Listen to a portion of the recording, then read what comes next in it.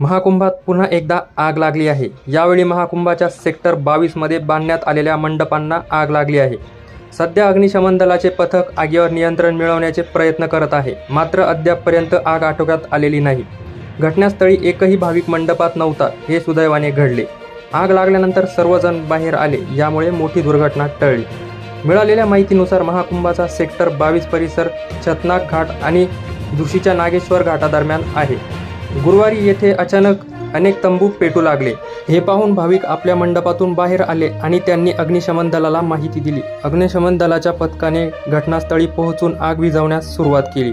आगीत अनेक बांबू जळून खाक झाले होते। सुदैवाने कोणतीही जीवितहानी झाली नाही।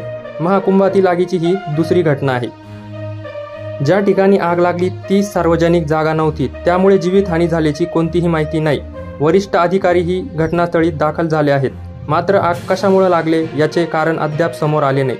अग्निशमन दल घटनास्थळी पोहोचले आहे। आगीवर नियंत्रण मिळवण्याचे प्रयत्न सुद्धा चालू आहे।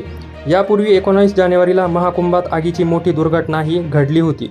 सेक्टर 19 मध्ये बांधलेल्या गीता प्रेसच्या पंडालला आग लागली। आगीत अनेक तंबू जळून राख झाले। सिलेंडरचाही स्फोट झाला, त्यामुळे आकाशात धुराचे लोट दिसत होते। मात्र अग्निशमन दलाच्या पथकाने वेळीच जागेवर नियंत्रण हे मिळवले होते, त्यामुळे दुर्घटना टळली।